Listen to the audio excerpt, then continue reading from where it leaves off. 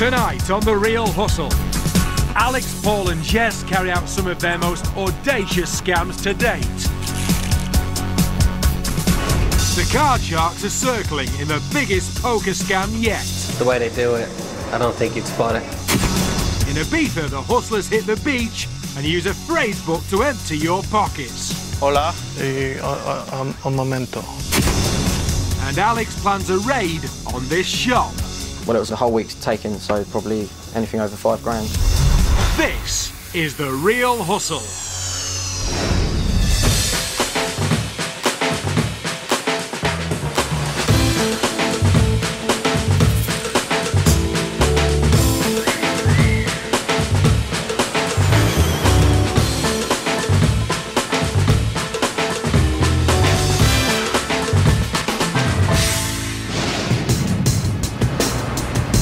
We're going to uncover the secrets behind the most popular scams being carried out by con artists today. The real hustlers are Alex, the confidence trickster, Jess, the sexy swindler, and Paul, the scam artist. They've been travelling the UK and hustling in holiday destinations, demonstrating to our hidden cameras exactly how the cons work. All the people in this show have been hustled for real, and after being given their money back, they agreed that the footage could be shown so you can avoid being ripped off by the same scams.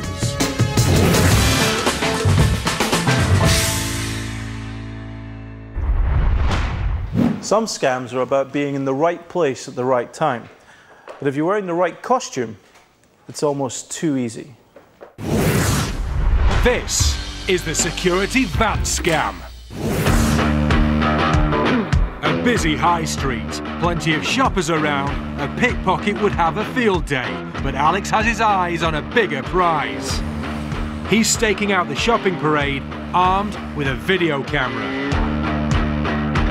Finally, he sees what he's been waiting for. A security van pulls up, and the guards walk into a clothes store. They're here to collect the weekly takings, and Alex captures the whole event on camera. He's got his target. The next time the takings are picked up, it'll be by the hustlers. But how?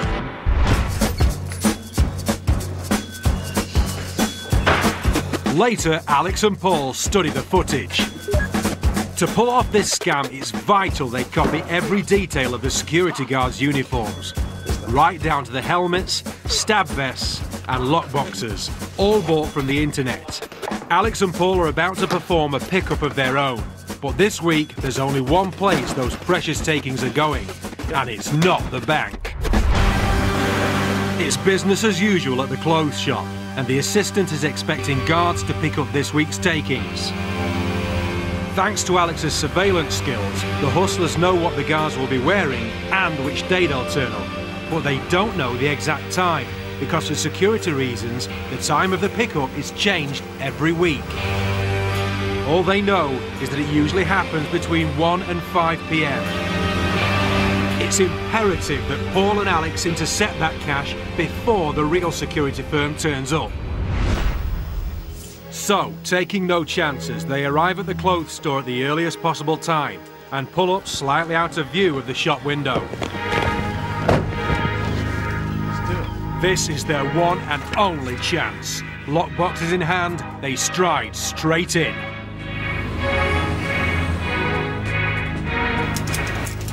Morning. Morning, mate, you all right? Yeah. The assistant doesn't ask for ID, which is just as well, as theirs is fake. That's it. He's handing over the weekly takings. Alex and Paul keep conversation to an absolute minimum. They look professional and vigilant. But really, they just want to get out of there in case the real security firm turns up. With the cash handed over, they simply walk out of the store. The shop assistant has no idea he's just been robbed and carries on as normal. Alex and Paul jump straight into the van and drive off.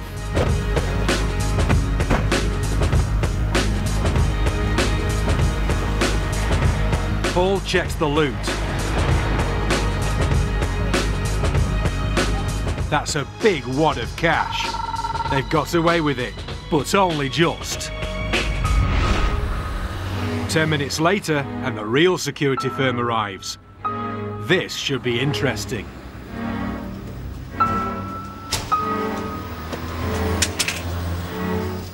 Hello, mate. We're here for your takings.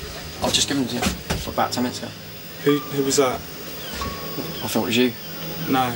About 10 minutes ago? No, there's no other vehicles in this area today. We're meant to be taking your takings. There was 2 envelopes, so I gave them both to you. Well, it wasn't us. The shop assistant can't believe it. He's just given the entire weekly takings to a couple of bogus security guards.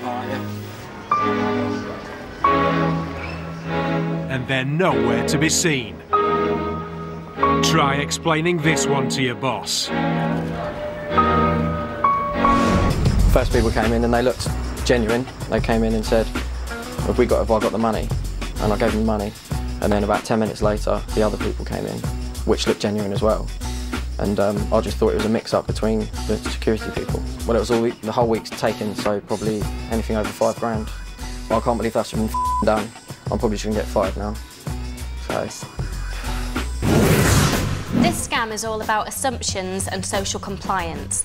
The marks in the store know that they're expecting a security collection, so when Alex and Paul walk in, they assume that they are the genuine security people. This is not a new scam. This has been going for some time, even to the point where really serious organised criminals dressed as police officers and stopped a security van on the A13 in London and robbed the van of millions of pounds worth of bullion. So there is a real issue about people putting too much trust and not just questioning enough. If there's anything even slightly out of the ordinary with a cash collection, the employees should be very, very alert to it. They should ring the company, ask the company if there's any identification code, and if that guard doesn't know the code, hasn't got proper identification, or won't go on the telephone and talk to the company, then there's something wrong. And as soon as you start to go through those procedures, that bogus guard will turn on his heel and be out the door like a shot.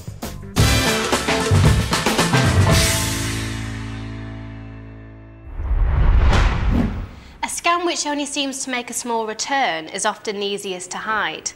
But if it can be repeated, then it becomes much more worthwhile. Holidays are a time to kick back, get away from things, and most importantly, relax. But beware. Hustlers know that holidaymakers may have their guard down, making them prime targets for some very clever holiday cons.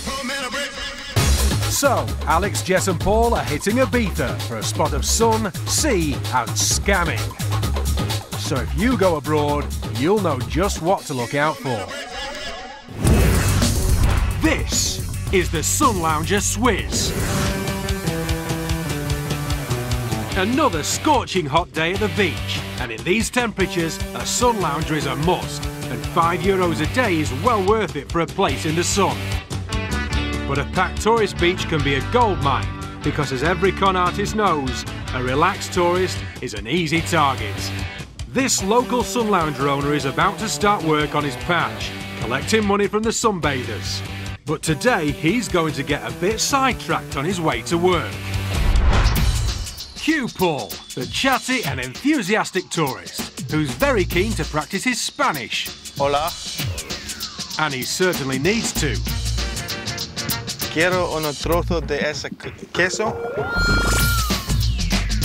Sí. With the real owner's back turned, the hustlers waste no time and get stuck in, collecting money from under his nose.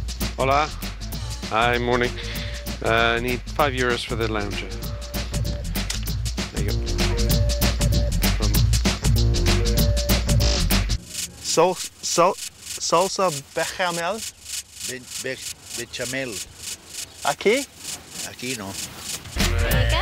€5 per lounger may not seem much, but when there are 2 hustlers and this many tourists to target, Alex and Jess are soon raking it in.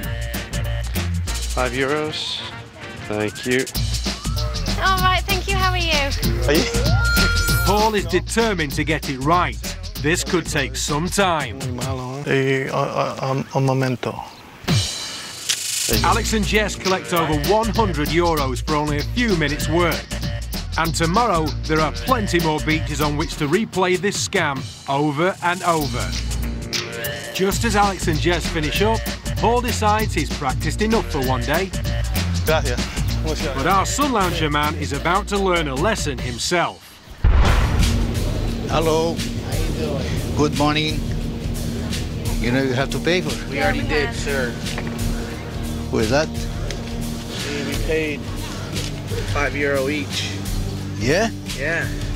Here's our Show me that. I had a 20. Can I see? Yeah. That's not mine. We already paid, man. I'm telling you. We paid him. Some guy came over to us, gave us we gave him €5, and then some other guy came up and tried getting another €5, and I told him to blow off. But we didn't pay the second guy. We were like, we already paid. The first guy that sold the Sun Lounges doesn't work for the hotel, so he just kept the money. Oh. That is ridiculous. I cannot believe that the first guy that sold us our Sun Lounges does not work for this hotel. No one asked us a thing, no one asked us a single question. Why? Because we're there at the right place, at the right time, and they're expecting us. The best way to protect yourself against this is to find the owner of the sunbeds once you get to the beach, pay him, and then you've got no way of being ripped off by anybody else. More real hustles still to come. Jess takes these punters for a ride at the fair. Unlucky! And the hustlers are getting twitchy at the poker table.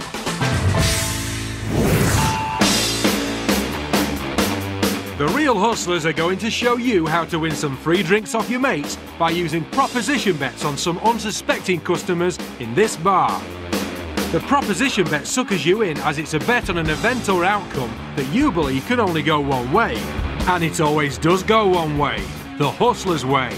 So watch and learn.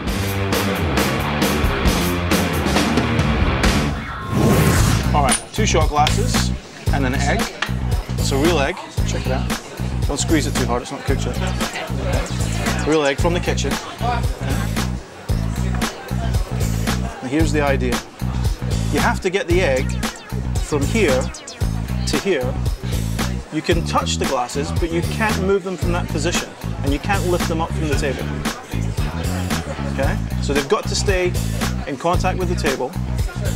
You can't really move them from the positions that they're in, and you can't touch the egg at all, not even once. But you've got to move the egg from here to there. It's got to be worth around the drinks to figure out how this is done. You can't touch the egg at all? No. You can't touch the glasses?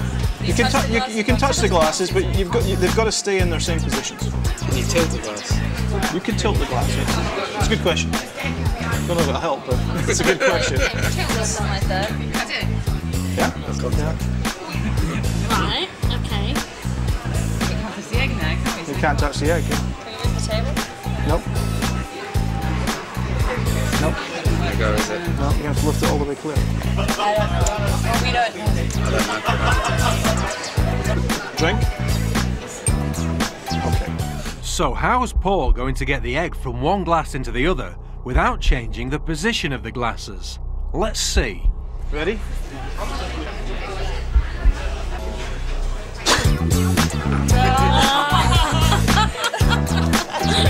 Good? That's good. A strong, swift blow on the egg creates an air current that forces it over the edge of one glass and straight into the other. Trebles all round. You know what? I'm going to have a cocktail. Your choice. Nothing with a little umbrella in it, though, please. Egg in it?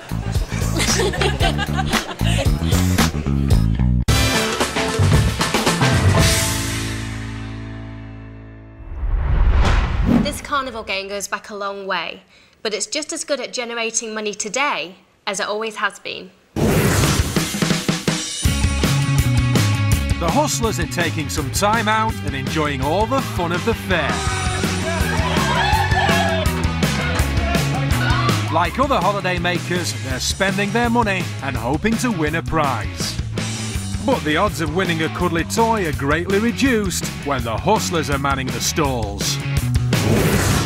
This is basketball. Come and have a go at basketball. £2 for 3 balls. Land the ball in the net. Let you've won any prize, any on the top, any on the bottom. Get the ball to stay in a net and you have won a prize. There you guys. Do you fancy a go? Yeah? Okay. Well, I'll tell you what, I'll show you how it's done. Hey! Right.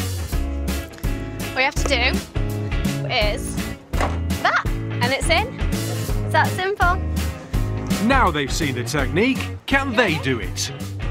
Right, that's £2 then, please. Cheers. Let me just take this out for you. Right. Not even close. In, but it bounces out. Doing it how I showed you, are you? There you go. Want one more go? In and out again. Maybe next time, eh? Thanks anyway, guys. Bye. And they're not the only ones. Jess rakes in the cash with a steady stream of punters, but nobody can get it in the basket. Oh, unlucky. Oh, never mind. But it can be done. Unlucky, I'm afraid. Jess can do it. That, and it's in. You see? They can't. Oh, close. Jess can do it. That, and it's in. But can they? No, they can't. I'm afraid, never mind. The game is trickier than it looks. The angle of the backboard means the ball just bounces straight out. We couldn't do it, it's too hard. I totally missed the basket on the first throw. Don't think you can do it. I threw it too hard and it bounced back out. It's impossible, really. I didn't get any of the balls in the oops. It was rubbish. But Jess proved it was possible. She showed us like the way to throw it. Yeah, it shows a little way to flick it in. So how did Jess get the ball in the basket? Did the punters notice anything different? No, she got it in straight away, and I don't know how she done that because I've had a few goes, but yeah, no luck. There was one subtle difference between Jess's attempt Okay, right, it's really simple. and everybody else's. That, and it's in. Okay. Jess already had a ball in the basket, meaning when she threw her ball, instead of bouncing back out, it lodged itself inside the basket. Not exactly cheating, but not exactly honest. Right, that's £2 then, please. Cheers. Let me just take this out for you. Right. One of the basic principles of a good con game is to take something that's actually very difficult and make it look very easy. In this case, putting this ball in that basket looks like it's going to be a very simple thing to do, but in actual fact, because of the size of the basket and the material that it's made from, it's almost certain to bounce out, even if you hit the bottom or the back of the basket, unless there's another ball already in the basket, in which case it's very easy. My advice is to watch some other people play, let them make the mistakes, and see if I can get in just a little bit further forward and maybe get lucky first time.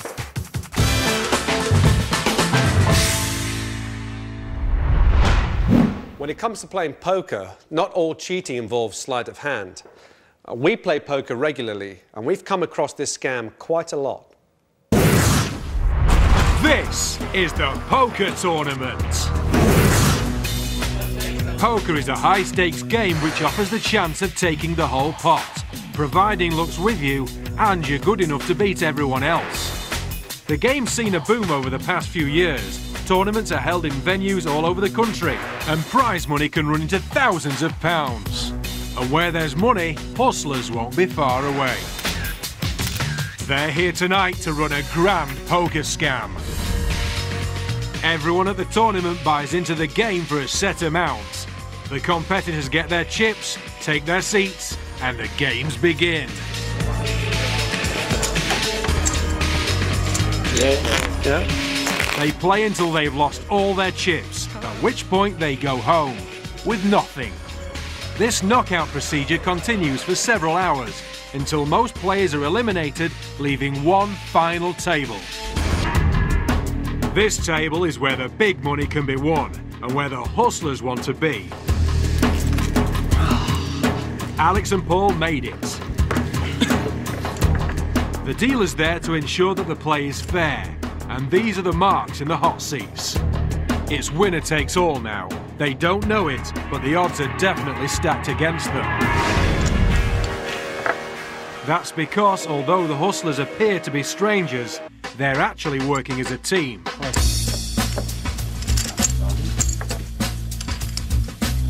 2 more.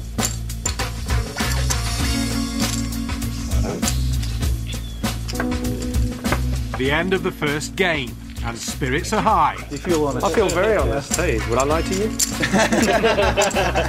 But 20 minutes later, and the laughing stopped.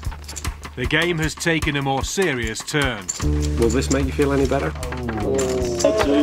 I'm thinking not. As Alex rakes in the chips again. The marks are now looking vulnerable. They only have a few chips left. And one of them is about to be eliminated. The next game goes according to plan. It's now between Alex and the mark on his left. I'll put you all in. Yep. You go all in? Yep. Alex has gone all in, meaning only one of them will survive. It's all down to who has the better hand. Oh. Full house bingo. Full house. Alex wins.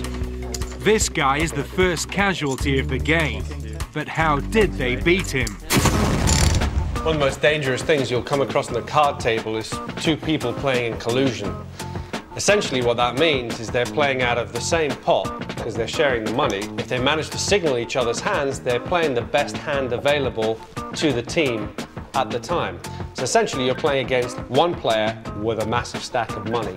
When people collude, they do it in various levels. Sometimes they just signal the quality of the hand. So a simple, put your hand here, it's a very good hand. Put your hand here, it's a medium hand. Take your hand off, it's not a very good hand at all. We didn't just signal the quality of the hand, we actually signaled exactly what we were playing. So we always knew who had the best hand. If I were just to pitch a couple of cards to Alex, whatever he's got there, I would look at my own cards. I would then look over to see what Alex is doing. The position of Alex's hands is a pre-arranged signal that tells Paul what he's got. Ace-king suited.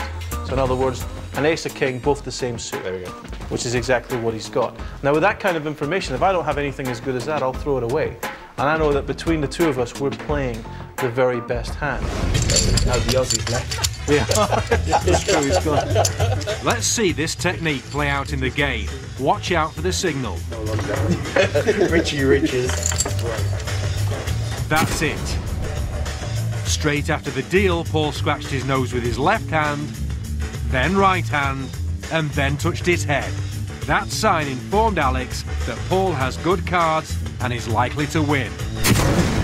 Richie Riches. Alex spots it, and as soon as he can, he folds and gets out of the game. 2 other players don't fancy their chances either and throw in their cards. It's now between Paul and the player on his right. They reveal their cards, and sure enough, Paul was right. He wins the hand, knocking out another player. And then there were 4. Yeah. By secretly colluding, the hustlers are increasing their odds of winning and picking the marks off one by one.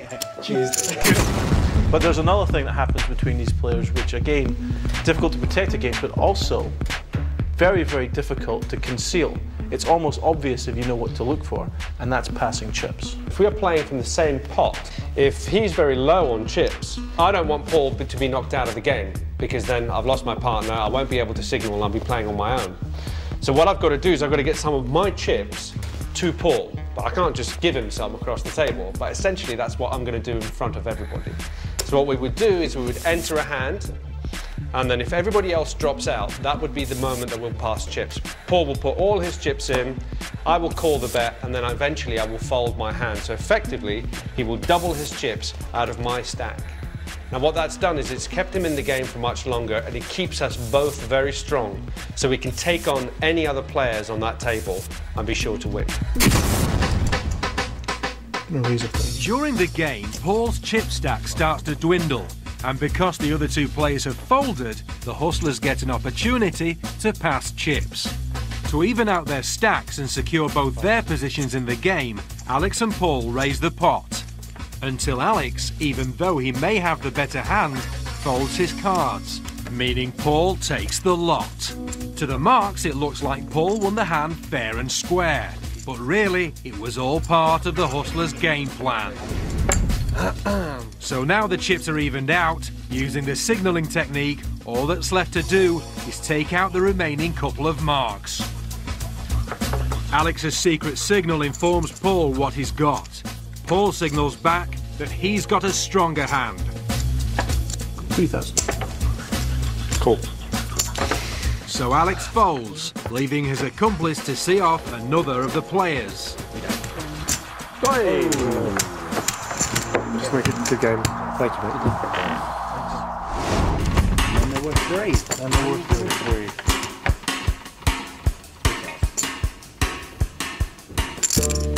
The position of Alex's hands tells Paul that Alex has a pair of 7s. Not bad. The dealer's showing 7 and 2 aces, giving Alex a full house. Paul folds, confident Alex's hand is strong enough to win. But can the other player beat it? The king, that'll do. No. Between them, they've seen off the other 4 players and raked in over £1,000 in the process. Cheers. Now there's just the 2 hustlers left. There's no point in playing, so they agree to split the pot and cash in their chips. We'll do a deal. We'll split. Thank you. Good game. Good game. Okay. There we go. I'll be in the bar. Oh, exceptional. That was very good, yeah. Yeah, I thought that was really good players. Pretty tight. I've been playing poker for a long time. I know a few cheats, but the way they do it, I don't think you'd spot it. The thing about collusion, it's very, very difficult to protect yourself against.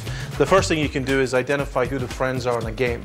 They're the people most likely to take part in something like this. I'm not saying everybody who's friends colludes actively in poker tournaments, but it does happen.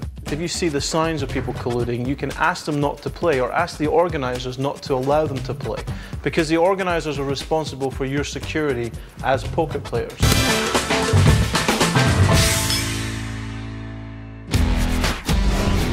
Keep your wits about you. Hustlers are everywhere. We're here for your takings. I'll just give them one. And remember, if it sounds too good to be true, Get the ball to stay in a net and you have won a prize. then it probably is.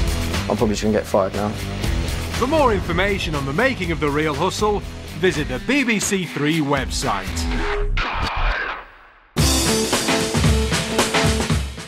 Press the red button now to see Arcade Fire playing live, recorded exclusively for BBC Radio 2. Next year on 3, the comedy kicks off with classic Little Britain, and that's followed by our new comedy, It's Adam and Shelley, at 9:30 of the PM.